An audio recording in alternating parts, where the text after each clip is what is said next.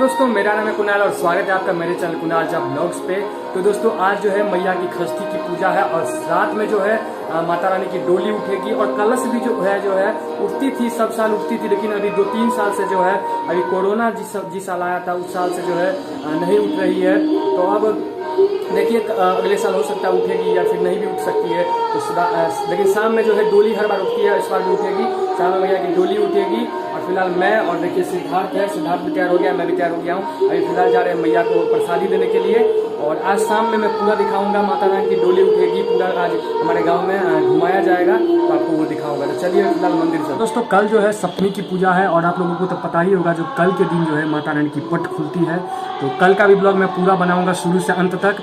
और आज जब शाम में डोली जब वहाँ रखा जाती है बेल के पेड़ के नीचे, बेल को न्योता दिया जाता है। उसके बाद कल जो है फिर से वहाँ पूजन होके डोली की, उसके बाद आरती वारती होके वहाँ से फिर लाया जाता है मंदिर पे। उसके बाद यहाँ कुछ पूजा होता है, उसके बाद माता रानी की पट खुलती है। तो पट खुलने का भी कल मैं ब्लॉग बनाऊंगा पूरा। और चलिए अभी मंदिर चलो। फिलहाल प्रसाद का ये रेडी है तो चलिए मंदिर चलते हैं। चलो सिद्धार्थ, चलो चलो।